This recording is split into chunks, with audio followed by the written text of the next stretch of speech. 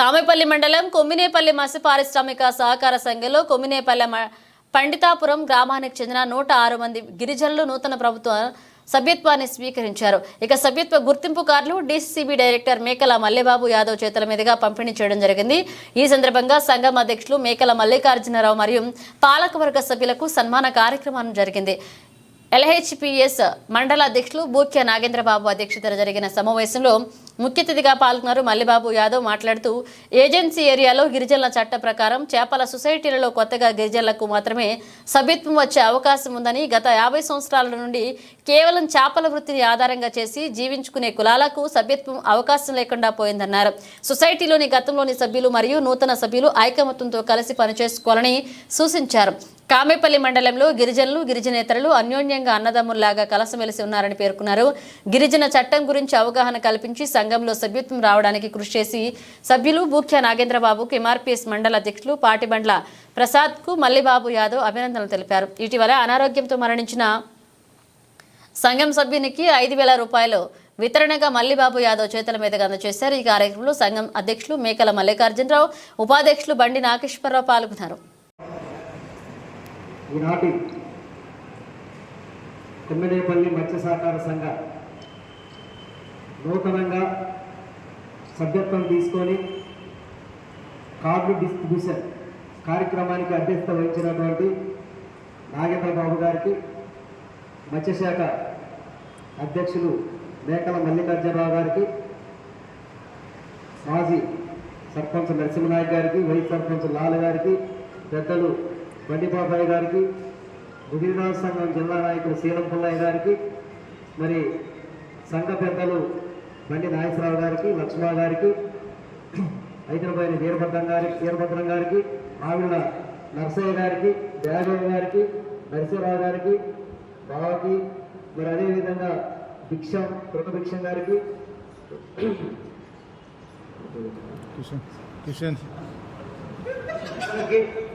అదేవిధంగా మరి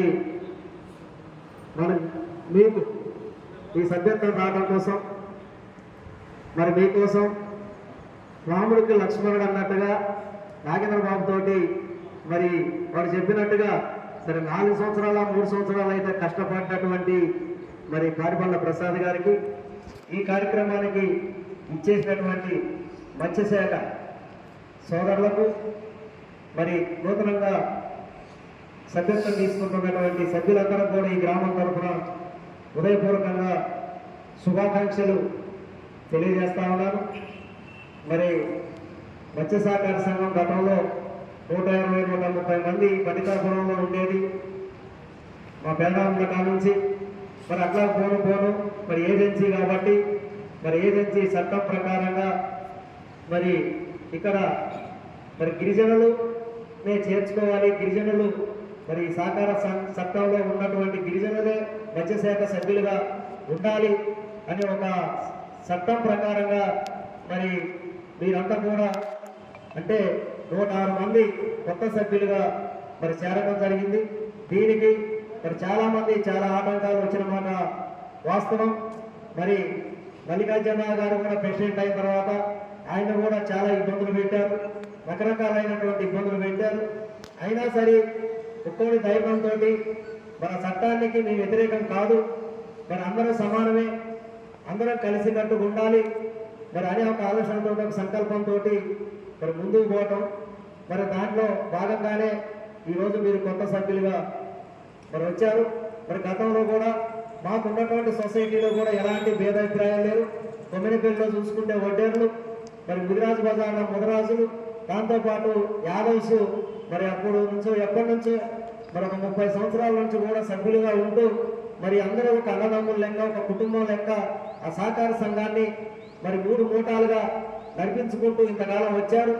మరి అట్టాగనే ఇప్పుడు మేజర్గా గిరిజనులు మరి అక్కడ జాయిన్ అయ్యారు కాబట్టి, సభ్యులుగా వచ్చారు కాబట్టి మరి మీరు కూడా గతంలో ఎట్లయితే కలిసికట్టుగా మరి అందరం కలిసి ఎట్లయితే పోయామో సొసైటీగా మరి మీరు కూడా అలాగనే మరి ఉన్నటువంటి సభ్యులతోటి వాళ్ళు గుదిరాజులు కావచ్చు, మరి ఒడ్డర్లు కావచ్చు, గొల్లలు కావచ్చు, గిరిజనుల లంబారాలు కావచ్చు, మరి మీరు కూడా అందరూ కలిసికట్టుగా మరి ఉన్నప్పుడు ఈ సహకార సంఘం నరసింహనాయక్ ఏమన్నాడు, మనం ఇంతమంది సభ్యులంగా చేరినాం, మనం చేరటం గొప్ప కాదు, మరి మన వృత్తి అది. మరి వెనకట తాతల తండ్రులప్పుడు కూడా ఒక చేపలు ఎక్కడో మన ఒక మరి గూడు కొడుతూ లేకపోతే మన ఒక పంటను కూడా వదిలేసి మరి చేపల కోసం పోయినటువంటి మరి అది అలాంటి వృత్తి ఇప్పుడు మనకు వచ్చిందంటే మరి అది మన వృత్తి కాబట్టి మనం కూడా అందులో భాగస్వాములు అయినాం. మరి మనం భాగస్వాములు అయ్యి అందరం కలిసికట్టుగా ముందుకు పోయి ఈ సొసైటీకి ఒక రాష్ట్రంలోనే ఒక మంచి పేరు తీసుకొచ్చినప్పుడు మనకి ఒక సన్మానం అనుకోవాలి గిరిజనులకి అని చెప్పేసి మరి నరసింహనాయక్ గారు చెప్పినట్టుగా మరి మీరందరూ కూడా మరి ఉన్న వాళ్ళని అందరినీ కూడా కలుపుకొని మరి అవతల బీసీలు ఉన్న మీ ఎస్టీలుగా అందరూ కూడా మరి భేదాభిప్రాయాలు లేకోకుండా కలిసికట్టుగా ముందుకు పోయి సహకార సంఘాన్ని నడిపించుకోవాలి.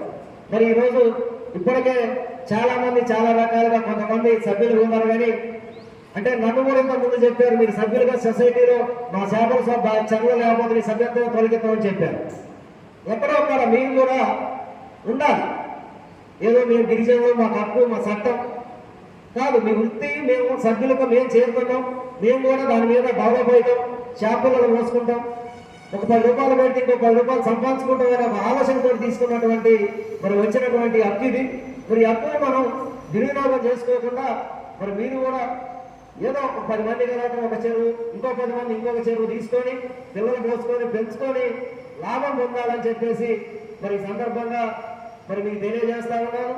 మరి అదేవిధంగా 106 మంది కొత్త సభ్యులు, అంతకుముందు 69 మంది, అంటే నాకు నేను 120 మంది ఉంటే అంటే ఇప్పుడు ఏజెన్సీలో బీసీ ఉదాహరణకు నేను సభ్యుడిగా ఉన్నా, కానీ నేను చనిపోయిన తర్వాత నా కొడుకుని తీసుకున్నటువంటి హక్కు లేదు. కానీ రేపు ఏజెన్సీ ఎత్తేస్తారని లేకపోతే ఆర్టికల్ 3 ప్రకారంగా రిజర్వేషన్ మారుతుందని మరి అలాంటి సమీకరణ జరిగినప్పుడు మరి అందరూ మళ్ళీ సభ్యులుగా ఉండేటువంటి అవకాశం కూడా వస్తుంది. అంటే పుల్లయ్య గారు చెప్పినారికి నరసింహనాయక్ చెప్పినట్టుగా మరి మారచ్చు.